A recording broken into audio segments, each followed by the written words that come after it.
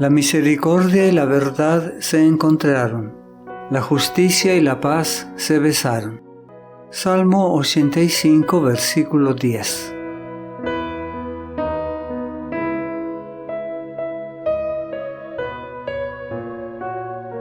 El amor de Dios ha sido expresado en su justicia no menos que en su misericordia. La justicia es el fundamento de su trono y el fruto de su amor. Había sido el propósito de Satanás divorciar la misericordia de la verdad y la justicia. Procuró demostrar que la justicia de la ley de Dios es enemiga de la paz, pero Cristo demuestra que en el plan de Dios están indisolublemente unidas. La una no puede existir sin la otra. La gracia de Cristo y la ley de Dios, que revela el carácter de Dios, son inseparables.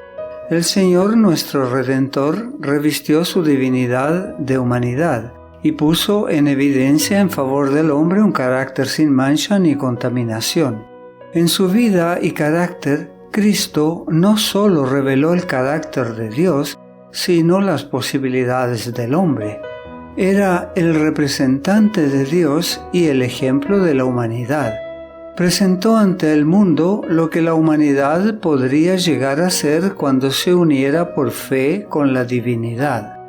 El unigénito Hijo de Dios tomó sobre sí la naturaleza del hombre y estableció su cruz a mitad de camino entre la tierra y el cielo, y la convirtió en el medio de atracción que alcanzó ambos extremos, atrayendo tanto la justicia como la misericordia a través del abismo. Mediante la cruz, el hombre fue atraído a Dios y Dios al hombre.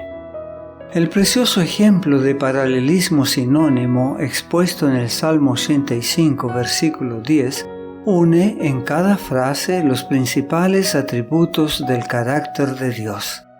La misericordia y la verdad se encontraron. La justicia y la paz se besaron.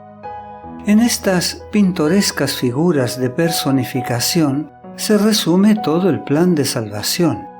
La justicia y la misericordia estaban apartadas, opuestas la una a la otra, separadas por un enorme abismo. La justicia miró desde su puesto elevado y sublime y se acercó a la cruz. Allí vio que uno igual a Dios recibía el castigo de toda injusticia y pecado.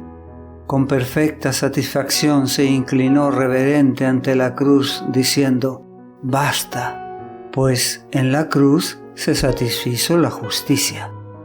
Mediante la cruz, el pecador fue rescatado de la fortaleza del pecado, de la confederación del mal, y cada vez que se acerca a la cruz, se enternece su corazón y clama arrepentido: «Fueron mis pecados los que crucificaron al Hijo de Dios».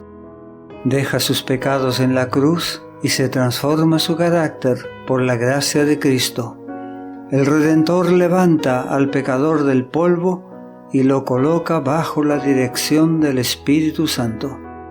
Cuando el pecador contempla al Redentor, encuentra esperanza, seguridad y gozo. La fe se aferra de Cristo con amor. La fe obra por el amor y purifica el alma. Por su vida y su muerte, Cristo demostró que la justicia de Dios no destruye su misericordia, que el pecado podía ser perdonado y que la ley es justa y puede ser obedecida perfectamente. Las acusaciones de Satanás fueron refutadas. Dios había dado al hombre evidencia inequívoca de su amor. Otro engaño iba a ser presentado ahora. Satanás declaró que la misericordia destruía la justicia, que la muerte de Cristo abrogaba la ley del Padre. Si hubiese sido posible que la ley fuera cambiada o abrogada, Cristo no habría necesitado morir. Pero abrogar la ley sería inmortalizar la transgresión y colocar al mundo bajo el dominio de Satanás. Porque la ley era inmutable, porque el hombre podía ser salvo únicamente por la obediencia a sus preceptos, fue levantado Jesús en la cruz. Sin embargo, Satanás representó como destructor de la ley aquel mismo medio por el cual Cristo la estableció. Alrededor de esto gira el último conflicto de la gran lucha entre Cristo y Satanás. Que la ley que fue pronunciada por la propia voz de Dios es defectuosa, que alguna especificación ha sido puesta de lado, es la afirmación que Satanás presenta ahora. Es el último gran engaño que trae al mundo. No necesita atacar toda la ley. Si puede inducir a los hombres a hacer caso omiso de un precepto, se logra su propósito. Porque cualquiera que guardare toda la ley pero ofendiere en un punto, se hace culpable de todos. Santiago capítulo 2, versículo 10. Al consentir en quebrantar un precepto, los hombres caen bajo el poder de Satanás. Al sustituir la ley de Dios por la ley humana, Satanás procura controlar el mundo. Esa obra está predicha en la profecía. Del gran poder apóstata, que es el representante de Satanás, se declara: hablará palabras contra el Altísimo, y a los santos del Altísimo quebrantará, y pensará en cambiar los tiempos y la ley, y serán entregados en su mano. Daniel capítulo 7, versículo 25. Los hombres, ciertamente, establecerán sus leyes para contrarrestar las leyes de Dios. Tratarán de obligar las conciencias de los demás, y en su celo por imponer esas leyes, oprimirán a sus semejantes. La guerra contra la ley de Dios, que comenzó en el cielo, continuará hasta el fin del tiempo. Todo hombre será puesto a prueba. El mundo entero deberá decidir si obedece o desobedece. Todos serán llamados a elegir entre la ley de Dios y las leyes de los hombres. Aquí se trazará la línea divisoria. Habrá solo dos clases. Todo carácter quedará plenamente definido y todos mostrarán si eligieron el lado de la lealtad o el de la rebelión. Y entonces vendrá el fin. Dios vindicará su ley y librará a su pueblo. Satanás y todos los que se han unido a él en la rebelión serán cortados, porque he aquí viene el día ardiente como un horno, y todos los soberbios y todos los que hacen maldad serán estopa. Aquel día que vendrá los abrazará, ha dicho Jehová de los ejércitos, y no les dejará ni raíz ni rama.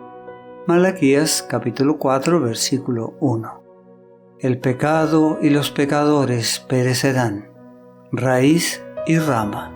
Satanás la raíz y sus seguidores las ramas. Será cumplida la palabra dirigida al príncipe del mal. Por cuanto pusiste tu corazón como corazón de Dios, te eché del monte de Dios, y te arrojé de entre las piedras del fuego, oh querubín protector. Espanto serás, y para siempre dejarás de ser. Ezequiel capítulo 28. Entonces no existirá el malo. Observarás su lugar, y no estará allí. Salmo 37, versículo 10. Serán como si no hubieran sido. Abdías 16.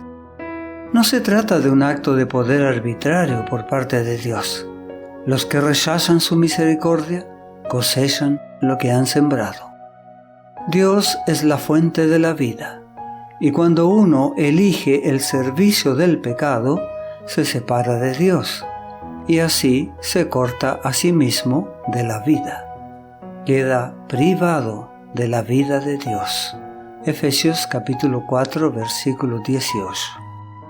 El Señor dice: todos los que me aborrecen aman la muerte. Proverbios capítulo 8, versículo 36. Dios les da la existencia por un tiempo para que desarrollen su carácter y revelen sus principios.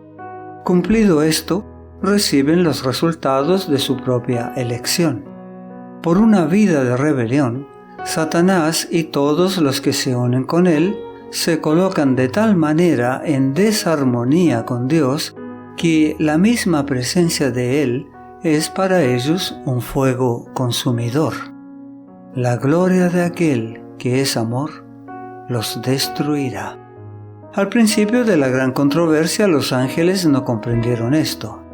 Si se hubiese dejado a Satanás y su hueste cosechar el pleno resultado de su pecado, habrían perecido, pero no habría sido evidente para los seres celestiales que ese era el resultado inevitable del pecado.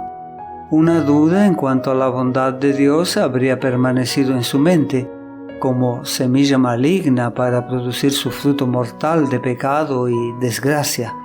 Pero no será así cuando termine la gran controversia. Entonces, habiendo sido completado el plan de la redención, el carácter de Dios quedará revelado a todos los seres creados. Se verá que los preceptos de su ley son perfectos e inmutables. El pecado habrá manifestado entonces su naturaleza y Satanás su carácter. Entonces el exterminio del pecado vindicará el amor de Dios y establecerá su honor ante un universo compuesto de seres que se deleitan en hacer su voluntad y en cuyo corazón está su ley. Bien podían pues los ángeles regocijarse al contemplar la cruz del Salvador, porque aunque entonces no lo comprendían todo, sabían que la destrucción del pecado y de Satanás estaba asegurada para siempre, que también la redención del hombre era cierta y que el universo estaba eternamente seguro. Cristo mismo comprendió plenamente los resultados del sacrificio hecho en el Calvario. A todo esto miraba él cuando en la cruz exclamó: «Consumado es». No te pierdas nuestro próximo mensaje. La gracia de Dios sea contigo.